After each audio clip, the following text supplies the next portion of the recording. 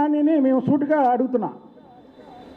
నువ్వు information and cinematography మంత్రిగా ఉన్నప్పుడు రామ్ గోపాల్ వర్మ చంద్రబాబు నాయుడు గారి మీద, లోకేష్ బాబు గారి మీద, పవన్ కళ్యాణ్ గారి మీద, అలాగే వాళ్ళ ఇంట్లో వాళ్ళ మీద అసభ్యకరంగా సినిమా తీస్తానికి నీ దగ్గరికి ఒక బ్యాగ్ వేసుకొని వచ్చి నీ ఆఫీసులో కూర్చొని నీతో చర్చించిన మాట వాస్తవా కాదా?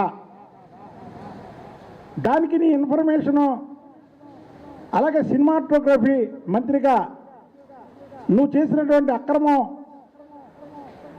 అక్రమాలలో భాగంగా ఉన్నటువంటి డబ్బుని కొంత రామ్ గోపాల్ వర్మకి ఇచ్చింది నిజం కాదా? ఆ రోజు చంద్రబాబు గారి మీద, చంద్రబాబు గారి కుటుంబం మీద సినిమా తీయమని ప్రోత్సహించింది నువ్వు కాదా? ఈరోజు నీ భార్య జయసుధ గారి పేరు మీద అసలు ఇప్పుడు ఇంట్లో వాళ్ళు పేరు నాని భార్య అవనియండి, నా భార్య అవనియండి, చంద్రబాబు నాయుడు గారి భార్య అవనియండి, పవన్ కళ్యాణ్ గారి భార్య అవనివ్వండి, జగన్మోహన్ రెడ్డి గారి భార్య అవనివ్వండి, ఇంట్లో మగవాళ్ళు దేని మీద సంతకం పెట్టమంటే కళ్ళు మూసుకొని దాని మీద సంతకం పెడతారు.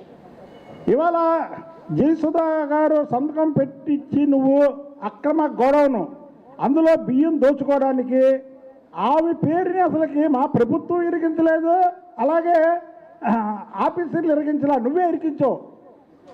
జయసుధ గారిని, నీ భార్యని ఈ కేసులో ఇరికించింది నువ్వు. నిజంగా నీకు చిత్తశుద్ధి ఉండి భార్య మీద ప్రేమ అంటే భార్య మీద పెట్టేవాడు కాదు, నీ పేరు మీదో నీ కొడుకు పేరు మీదో పెట్టేవాడివి. భార్య పేరు మీద పెట్టి ఇలాంటి అవినీతులు, ఇలాంటి దొంగతనాలు చేస్తే ఒకవేళ ఏదన్నా అయితే ఆమె మెడకు చుట్టుకుంటుంది, కానీ నా మెడకు చుట్టుకోదని నువ్వు జయసుధ గారి పేరు పెట్టావు. నువ్వు ఇది మంచి తెలివితేటలతో పెట్టినటువంటి